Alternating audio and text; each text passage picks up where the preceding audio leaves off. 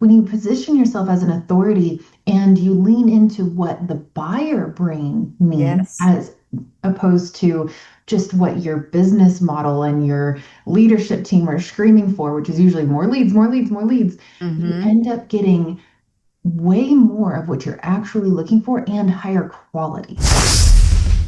Welcome to the Expert in You podcast, the show for professional entrepreneurs, experts, authors, speakers, coaches, and consultants who are ready to elevate their business, expand their influence, and boost their bank accounts. Join us as we dive deep with industry-leading experts who share their top strategies, invaluable insights, practical tips, and personal experiences to help you achieve extraordinary growth and success.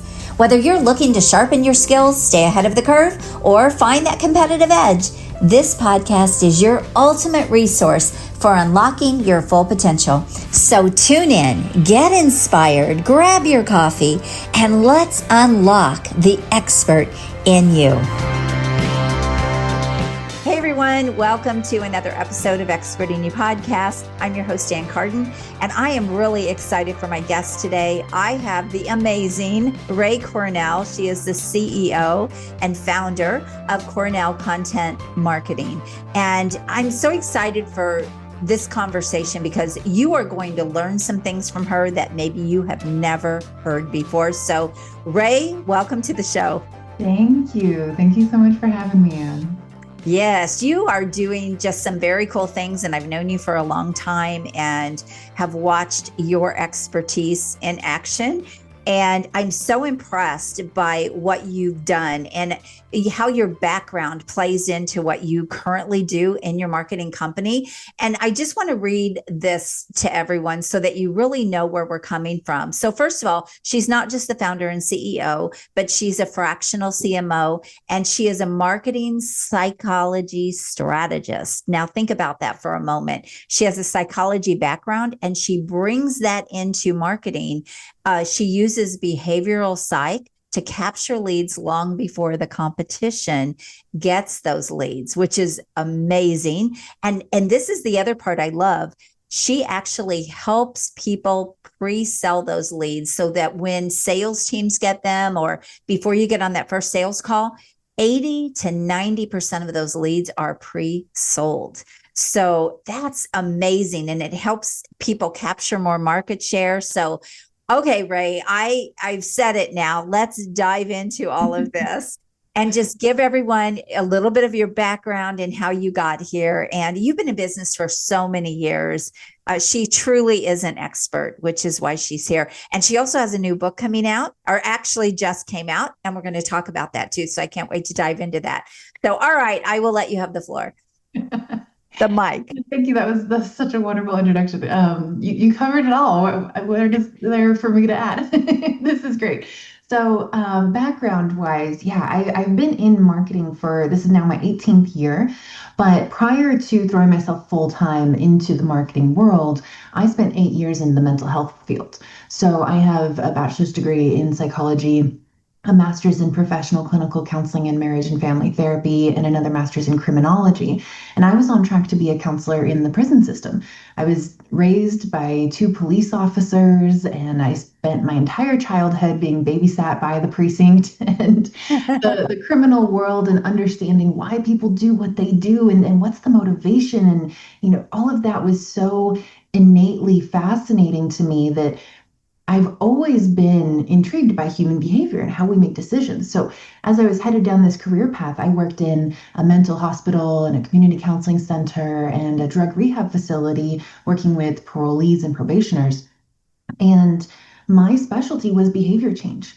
I was in charge of helping people change these deeply ingrained behaviors, whether they were based in personality disorders or addiction or a lifetime of criminal behavior to survive. And I had to really understand what drives the human mind that then yields human behavior. So after, and I won't go into the whole long story, but essentially I burned out on the mental health world, the revolving door of it all and the red tape and all of that. That is really understandable. That would be a tough career, It was really. very limiting. Yeah. And my heart was in it so much and I couldn't, it was like trying to help somebody trying to help somebody who's drowning, but both hands are tied behind your back. Like, Oh. what are you supposed to do? And so that speaks more to the system than, Mhm. the actual organizations that I was fortunate enough to work with. But all the while I was getting my degrees and doing my training, I was freelance writing on the side and doing web dev, Mm. website content, and things like that. And so communications and marketing was kind of this side passion of mine. And when I decided to leave the mental health world, I threw myself full time into marketing and brought all of those psychological and behavior change models with me. Mm. So So now good. I have this method called the elite method, and it's all infused with layers upon layers upon layers of psychological frameworks, including stages of change and cognitive behavioral therapy and operant conditioning and positive psychology and motivational interviewing. And I could go on and on, but it's all, oddly enough, even though it was such a career departure for me, it all comes together and makes so much sense. And it's what I get to do with clients every day. Yeah. So you get to use it in a really positive way instead of sort of the draining way that you were using it. I love how you were able to actually make that shift and go into a completely different career utilizing those same skill sets. That's amazing. Yeah, everybody, I think everyone has a natural talent. Some people are great musicians, Yes. great painters, or great mechanics. My husband has this brilliant engineering mind. He can take anything apart and put it back together. Oh my gosh, he and my husband should meet. I think Yes. yes, mine's the same way. And my thing has always been words. I've always been a natural writer. That was like a hobby of mine Mhm. when I was little kid. I was writing and I always had note cards and I collected journals and so my fascination with the human mind and behavioral drivers combined with my natural abilities around writing and communications, it makes perfect sense to me Mhm. now. It took me a while to get here, especially looking at the student loan debt and everything, but Yeah. very happy to be where I am today doing what I There love. is that, right? I love it though. It's so great. So your method, one of the things I have to say, so when I first got to know Ray, I saw some of the results that she was getting, and I was so impressed by the results that she was getting and very organic results. So one Mhm. of the things that really impresses me about you and what you're doing in your company is that you are able to help people not just get better results in their marketing, not just pick up market share, but you're actually able to cut their cost for marketing and really bring those costs down. I mean, marketing is a huge expense in businesses if they're burning up money, right? If it's not working the way it could work, or they're losing opportunity because their marketing's not really dialed in the way it could be. And I love how you're able to not only help them pick up the market share, but you're able to really help them cut those marketing expenses and get better results so they are not missing the revenue that they could be making. And then to have those leads pre-sold before a sales team gets them, or a call is, I mean, who doesn't want 80 to 90% pre-sold leads? Like that's everybody's dream, right? In their company. Yeah, exactly. And with one client in particular, so they were spending $10,000 a month on Google and LinkedIn ads and Facebook Mm-hmm. ads and things. What we did was we cut that down to zero. So they were no longer spending any money on ads. And we did Okay, everyone, hear this. This is gold. Let's repeat that, from $10,000 a month, burning, barely going in the trash, going down the drain, to zero. Okay, now tell the results. Yeah, so they had this money set aside and budgeted for Mm-hmm. ads.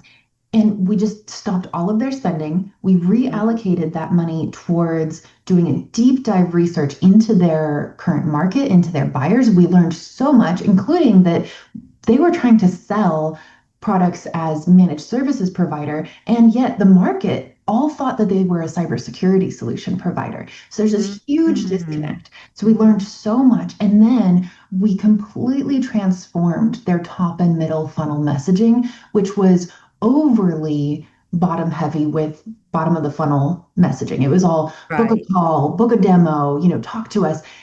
It was all backwards. So Hmm. all we did was learn and fix that top and middle funnel messaging. And as a result, within 6 months, they went from getting 2 inbound leads to 41 inbound leads per month. And that's all we did. We didn't do any No crazy. advertising. And they saved, and you saved them Right, $60,000 in marketing spend right, with better results. right. And we didn't have to run any crazy ABM strategies. We didn't have to, Mhm. it wasn't anything expensive. It Mhm. was going back to the basics of what does the human mind need to hear at the Right. right time. And unfortunately, a lot of companies get wrapped up in this idea of we have to sell, we have to sell, we have to promote ourselves, we have to invite people to book a call, we have to get them closer to our sales reps, and it Mhm. comes across as desperate. Mhm. Whereas when you position yourself as an authority, and you know this very well, this is exactly your area of expertise. When you position yourself as an authority and you lean into what the buyer brain needs Yes. as opposed to just what your business model and your leadership team are screaming for, which is usually more leads, more leads, more leads, you Hmm. end up getting way more of what you're actually looking for and higher quality. I was just going to say quality over quantity. And Yes. like you said, you do get more, but Yes. you're getting better. It isn't, and I say this all the time, it's easy to get leads, right? It is so easy for a company to get leads. I mean, but But those, quality, yeah, but yeah. quality leads, the people that actually do turn into buyers, that aren't just taking up time. Companies could cut their sales teams back so much and cut back their expenses and their payroll so much if they realize this. You don't need as much when you are getting higher quality. So, Ray, I know you had an incredible result with a particular business, and it was all organic. They did no paid advertising. They utilized your process. I really want you to share our audience what that was, so that they can see what's really possible when you are working with an expert who truly knows what they're doing. Hi, friend. I have an exciting announcement. I hope you're enjoying this episode of Expert in You podcast, but I have to ask you, have you checked out the latest issue of Expert in You magazine yet? It's jam-packed with rich content, powerful strategies, inspiring stories, and so much more to help you elevate your business and personal growth. Don't miss out. Go grab your digital copy now and join our community of experts making a difference every day. Go to expertinyoumagazine.com and check out your digital copy today. Transform your expertise into success with Expert in You magazine. It's not just a publication, it is a movement. Yeah, so this is a consulting firm, and the firm have so many talented people within this company. Mm-hmm. And with any consulting firm, you hear words like, oh, change management consultant or business consultant, and you don't really know what that means from one company to the next. So what Right. we wanted to do was showcase their expertise. So I ended up creating this content strategy where we spotlighted, don't know. Spotlighted. We shone the spotlight on each of their consultants, created these different verticals of content production, and we distributed them all organically, no, absolutely $0 spent on ads. Mm-hmm. And what ended up happening was over the course of 2 years, the company had a 553% increase in revenue. They were getting over 100 leads per month purely through their website, all That's amazing. inbound traffic. And I know a lot of people might be hearing this saying, oh, well, I don't know if that's possible anymore now with AI search. It's entirely possible. The AI search game doesn't affect the fact that your website is a critical part of selling and capturing leads. Mm-hmm. You just have to change the way that you're going about it. So we were able to get them this amazing international visibility, pre-sell those leads, and then when those leads were filling out the contact form to book a call, which, by the way, the sales team within this firm was overwhelmed with the number of inbound requests for information about services. All of those leads knew they wanted to work with this company. It was just a matter of how much and when can we get started.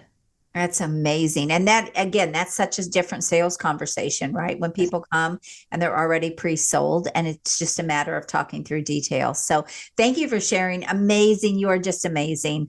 I just love everything you do. So I wanted to get those results out there. I already knew about them. So thank you for sharing. So congratulations on your new book. And I think you have a team actually working to get that to bestseller. So that's going to be very exciting. So tell us about the elite method, and it's all, I mean, that's what your book is around. Why don't you walk us through that process so that people can get a deep inside look at what you do? Yeah, so the elite method is based on these essential steps that all marketers, and in fact, all marketers and sales teams together should be doing. Mm-hmm. And I've layered in psychological frameworks at key stages. I So love it. the first step is examine. You want to examine your own brand. And this is often really hard for companies to do for themselves because, as you've said in the past, you can't read the label when you're inside the bottle. Right. I was just going to say, what do you mean examine yourself? No, no, no. Get an expert to It's examine such an you. uncomfortable process. Exactly. Right. And this is where, for that one company in particular, I mentioned they thought they were being perceived as a managed services provider. But then our market research found that no, everyone thought that they were cybersecurity services. Mm-hmm. So no wonder there's this uncomfortable kind of disassociation between what buyers thought they needed and Right. the companies that initially came to mind when they were shopping. My client wasn't on that roster because there was a disconnect between what the company wanted to be perceived as and how the market was actually seeing them. So you have to first do that deep dive Mm. research. And that happens a lot. People think they're portrayed one way and they absolutely are not. People don't even have a clue. Their buyers don't even have a clue. So, yes. All right. So, examine. Go Yeah. ahead. And the next step would be learn. So you have to learn the internal psychology of your buyer. Now, this is where psychology really starts to come into play because there are multiple layers here. The first is the cognitive behavioral therapy triangle. We Mm-hmm. have to understand, a lot of marketers are focused on driving behaviors. That's all well and good, but behavior is only one third of this whole puzzle. As humans, our thoughts drive our emotions, and our emotions drive our behaviors, and our behaviors affect how we experience the world, which then further drives our thoughts, which then affects our emotional response, and so on. It's like if you think of the recycling triangle, how it just goes around and around and around, it's the exact same way. Thoughts, emotions, and behaviors. And if you're only focusing on that behavioral piece, you're missing the opportunity to intercept someone's current thoughts, Mm-hmm. introduce a new thought, elicit a new emotional response, and therefore drive the behavior that you actually want to see. I love it. So good. All right. So, keep going. Yeah. This is fire. The other part of this learn aspect is from trans-theoretical model in psychology, there's the stages of change. Now, this is something I used a lot in working with substance abuse patients back when I was a counselor. And the stages of change model teaches us that if somebody is actually going to change their behavior long term, they can't just quit cold turkey. There Mm, is something that needs to happen internally that progressively gets them to a state of being ready to change that behavior. Now, the thing mhm. is, the stages of change layers perfectly on top of the sales funnel with the added benefit of expanding that top funnel. So instead of just having brand awareness, interest, decision, and action, we're able to expand the brand awareness and interest parts of the funnel to really focus down into what's going on internally for a buyer that makes them ready to Mhm. actually give you their contact information and talk to a sales rep. Because nowadays, 70% of the buyer journey happens before a B2B representative is ready to talk to a salesperson. So Right. within that 70%, if you just lump it into brand awareness and interest, Mhm. that's an oversimplification. So we need to look at how is this person becoming aware of the problem that they have? Mhm. How are they becoming aware that there's a solution? How are they becoming aware that they have the ability to change and adopt the solution and then go into brand consideration, interest, decision, action, and eventually retention. So the stages of change model gives us this matrix. I've built out this matrix that allows you to put the exact right message in front of people at the exact right part of their buying journey. So you're guiding them seamlessly through this process and you're going at their pace, which that is such a critical part of B2B selling. How many times have you had someone just hit you in your LinkedIn direct messages or send you a cold email and they're jumping right to the sales? They're Right. jumping right to the conversion call. You're Right. not ready. You don't have the no, you don't have the like, you don't have the trust factor Mhm. built in. You need to have that time and gaining mind share before you can ever have a chance of gaining market share. Yeah, so good. So good. All right. So we've got E. So this is really an acronym, right? Yes. EL. Okay. Yes. Keep And that's going. all part of the learn. So then we go into I, implement. And this is what marketers typically think about when they think about marketing. Mhm. It's the build, it's creating the funnels, it's creating Right. the nurture sequences, the landing pages, the content, achieving the SEO rankings, now AI rankings and AIO. Right. All of that is where we actually build from the theory. Hmm. So the thing that anyone who knows me, anyone who knows the team that I work with at Cornell, we are obsessed with quality. We will not put anything out unless it's pristine. And a lot of companies think, oh, done is better than perfect. Yes, that's the case to a point. Everything that you're putting out nowadays has to be of the highest quality and has to be tailored to your buyer, not to your own personal goals. Right. So within this implement stage, there's also an element of making sure that you're being perceived the way that you want to. So it all layers back on itself. This is why the examine step is so important and why the learn step is so important. Because if what you're taking the time and money to build is just throwing spaghetti at the wall, it's Right. wasted money. Right. And one of the things, you said you have to put out the quality. And the reason for that is it's so competitive, right? Everybody it doesn't matter what industry, everyone is fighting unbelievable competition and more than we've ever seen. Right. And because of the online world, which we haven't always had, right? For years, we didn't have that. You competed with people in your local market. Now you're competing often nationally or in multiple markets. And so if you're not playing a better game, if you're not playing at the top of what you do, and like you said, putting out quality, things won't go well for you. This is why a lot of businesses decline and go backwards because of that. So it's more important now than it's ever been. Yes. And that first impression is critical. You only have Mm, 2.3 seconds right, for someone's attention. And think about it, in that time, what does someone have the ability to digest mentally? It's not right, the words on the page, it's the visuals. So we do a lot of branding work for companies whose brands, their visual brands, are stuck in 2005 or right. 2015. I know that doesn't sound like too long ago, but that's 10 and 15 years ago. 10 and Well, everything's changing so fast. That's ancient. 15. That would be considered classic.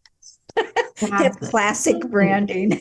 And nowadays, people don't want classic. They Yeah, want innovative. They want right. exciting. And you Modern and yes. right, and you have to capture their attention, and that always happens visually first. Mhm. So, I'm a writer by trade. I'm naturally always going to look closer at the words, but I can't say enough about the importance of your visual brand and your visual first impressions. And if you're still designing things in Canva and just kind of slapping things together with templates, it's usually not enough to capture that Mhm. attention and really be impressive. I love it. All right, so keep going. So we've got implement. And then what is after that? So the next one is T, transform. So this is where we dig into metrics. So when we're putting together our marketing strategies in the examine and learn phases, we're also building out a plan. And this is so important to do before you actually go into implement, before you start doing the building. We want to put together a plan, just like with any sociological or empirical study. We want to make sure that we're being very clear about how are we going to measure success? What metrics do we need to see? What do those tell us? Because in marketing, because we can't see what's inside someone's head to measure their thoughts and their emotions, we have to have very intelligent metrics that give us insight into those thoughts and emotions based on the behaviors that we can measure. So we put together a data and metrics plan from the very beginning. Then in transform, that's where we're really looking at those metrics and seeing, okay, what is the data telling us? Because nothing in marketing, especially in how fast our society moves and how fast the digital world moves, nothing should be set in stone. Everything should be a constant evolution. So that transform allows us to ride the waves of the market and make sure that the marketing is speaking to the needs and the pains of what your ideal buyer is indicating that they're craving more help with. So those numbers are constantly being fed back into the learn and implement phases so that we can get better and better results month over month. And I really want to dive into this just a little bit because that's something that people don't realize. Things evolve. And like you said, there are cycles, there are different things that happen in the economy, different things that happen out there in the world that affect how people are thinking and feeling at the time, and even how they're buying their buying behaviors. And so if you who you use for marketing, or even people on your team, if they don't understand this, if they don't understand the depth of this, that's why a lot of companies don't get the results they could. It's why a lot of times they're hiring people that say they can do marketing, but they don't understand all of these things. And it's really costing the companies a lot of money because they're staying sort of stuck in what worked before and it's not working now. And you said it, things are moving so fast. You have to be at the top of your game. You have to be. So, all right. I just wanted to hit on that a little bit more. Yeah. Keep going. Yeah, and one last thing I'll say on that is I feel like marketers in general are always afraid of metrics because there are certain things like social media followers Well, and it websites shines a have. light. Let's just be Yes, real. exactly. And what's the point of marketing? Marketing, the goal of marketing is to pre-sell leads and capture leads, not just capture Right. leads, but get those leads pre-sold in order to what? Drive revenue. And so Right. we work with companies like Demand Genius and Imperative to make sure that we're not only tracking metrics that are important to visibility and engagement, which really only relate to marketing, but also we're able to attribute closed won deals and revenue dollars to marketing. So that full funnel data tracking and visibility is really, really important. And this is where we come to the last stage in the elite method, which is enhance. And that's where we install these feedback loops between sales and marketing and customer service and marketing. Because as the big picture of the data shows, we all have to work together. If the promise that marketing is making isn't the exact same message and the exact same feel that the sales teams are providing, and if they're able to close that deal, then the customer service team is actually delivering, customers are going to feel that trust erosion. They're going to feel like the promise was broken, and we never want that. So you have to have your customer service teams talking to marketing, you have to have sales talking to marketing, and vice versa. And I know one of the things that you do as well, Ray, is because you have all the psychology background and everything that is going to naturally bleed into sales. And one of the things that I know you've done with companies, which you really didn't talk about, I don't think, is that you actually have helped marketing and sales teams close gaps. So even worked with some sales teams to make sure, is that correct? Absolutely. So Yeah. through all of this is strategy and then actual execution. And when we talk about the execution, the way I like to describe it is we build full funnel content marketing. Mm-hmm. So it's not just the demand generation at the top within brand awareness and interest. We also do sales enablement and retention strategies. So you can't have these things be mutually exclusive from one another. And it can't be Right. the stark contrast of a handoff from marketing to sales, and then marketing's never involved after that. You have to make sure that what your sales team is leveraging to continue to nurture and educate deals in order to close them, that needs to match. And so, yes, to your point, we do sales enablement work and retention programs to make sure that the buyer, who is the most important person in this whole picture, is Right. getting a cohesive experience that feels like I was promised something and they delivered. And wow, Right. this feels great. Yeah. And, there's such a breakdown in companies because their marketing is siloed from their sales team. And so there's this breakdown, and the marketing's not working well and they blame the sales team, and the sales aren't working well and they blame the marketing team. And so when you can have someone that can look at everything cohesively and say, well, here are some underlying problems in both of these areas, and let's close those gaps, then everyone works together better, and the results are there, the results happen. But not a lot of people know how to do that, right? And you've got your marketers over here, you've got your salespeople over here, and so you really are a rare bird. I'm looking at the bird back there. If you're listening to the audio, you don't see, she has a sign behind her. Her logo is a raven. But so you really are rare in the market in what you bring to companies, and the resource that you are. So is there anything that we haven't talked about that I want to make sure we get it out there for people? Yeah, I think for me, the emphasis is always on bringing harmony to sales and marketing in particular. That's a great And way to say it. and the sales and marketing teams that I've worked with over the years, they're often pointing fingers at one another. And that's Mm, not helpful to anyone. Whereas if you join forces, if you put your brains together and you use the best mm. of both sides, that's where you really find magic. The thing I love about sales teams is sales reps are natural experimenters. They are Yes. natural scientists. They have conversations with people, and sales reps are so insightful, so intuitive, and we need that gold in marketing to make Well, sure. they're talking to the customers. Utilize that in the marketing. Yeah. Absolutely. Yes, they're talking and having these conversations with ideal in Mhm. ICP prospects, and they're picking up on the language. They're the ones Right. earful about, oh, we just signed on with this provider and they're not delivering, and this is the reason why we're upset. We need to hear that. Yes. And the sales reps also run these mini experiments. They say, oh man, that sales call didn't go the way I wanted. What if I tweak this language? What if I tweak Mhm. that language?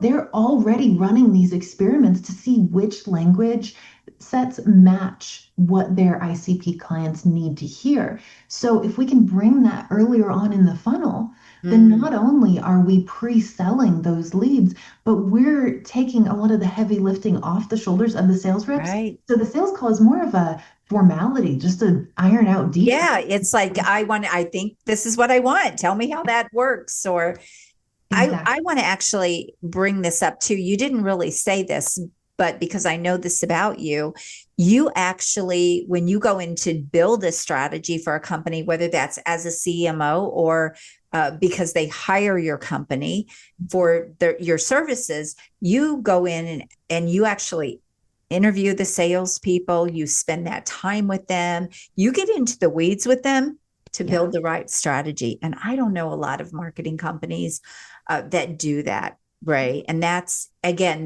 that's your background, that's all of that coming in, but that is super super high value, and I just wanted to bring that up and make sure that got on this podcast so people understand the depth that you work with your clients. Thank you. Yeah, that's exactly right. We set up regular feedback loops between Mm-hmm. sales and marketing. So I'm meeting with the sales rep. I might meet with the C-suite and the people driving the bigger strategy and vision for the company in the first quarter of working together a few times. But sales, I'm meeting with them every single month, sometimes twice a month, to make sure that we're aligning on strategy and language and insights and developments and changes in the evolution of the market and the buyer and all of these things. And then also meeting with the service delivery folks regularly as well to make sure that, we had a company that we're working with for a while that anytime the sales team closed a deal, the service delivery team cringed because sales was doing their job. They were selling, but they weren't selling something that was scalable and efficient for service delivery to provide. And so we need to have that feedback loop set up as well so that everything is integrated into the same business strategy of what's actually going to cost least to deliver and drive revenue and profits so that the company can be healthy and sustainable and we can successfully deliver on the promise and retain that customer longer term. Right. And one of the things that we didn't hit on as well, Ray, is you also do advisory services. So if they already have their teams and everything in place, you will go in and you'll look at everything and you'll advise them, not done for you, but you will actually help them re-strategize and then advise them on making the best changes and shifts inside of their company. Is that correct? Absolutely. Yep. I have a few different options where I can just be essentially on call for a couple hours per month or deeply ingrained in the leadership team. So good. Ray, this has been amazing. I know you have opened up people's minds here thinking, I didn't even know all of this. So first of all, I know you can get the book on Amazon. And you can go check Ray out. She's on LinkedIn. She lives what she does. And she has a great website. We're going to put all of her links and everything in the show notes. Any final thoughts or anything you want to leave people with? I want to make sure we get everything in that you want. Yeah, I think just if I can leave somebody with one thought, it's remember to focus on your buyer. When you focus too much on yourself and the desperation or the desire for sales, you end up pushing people away. So take a step back, think about your ideal buyer, think about what's going on in their minds, and that's when you're really going to start attracting them in. So good. So good. Ray, this has been amazing. Thank you so much. And it was fun to get to be here with you again and see you again. So thank you. This is going to be an amazing show. I know people are going to love it. All right, everyone.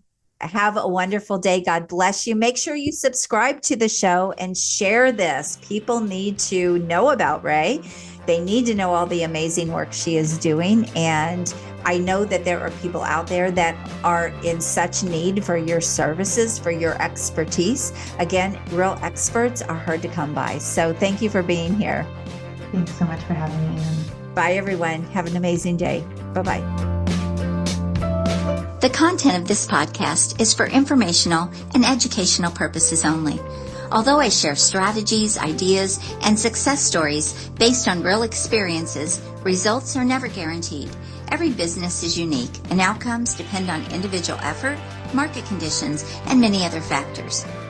By listening, you agree that I and my guests are not responsible for your results or actions based on the content shared. Thank you for tuning in today. If you're as excited as I am about scaling up your influence, business, and bank account, then I have just the thing for you. But first, make sure you subscribe to the show. Second, make sure you share it with someone you care about because sharing is caring. And third, head on over to join me in my next free virtual exclusive workshop where we'll explore proven strategies to boost your business and maximize your potential. Look, it doesn't matter if you're just starting out or if you're looking to take your business to the next level, my workshops are designed for you. So head on over to expertinyouworkshop.com to reserve your spot and get ready to transform your expertise into extraordinary success. I'm looking forward to seeing you there and helping you achieve incredible growth. Until next time, make sure you're always seeking the expert in you, and God bless. Have an amazing day.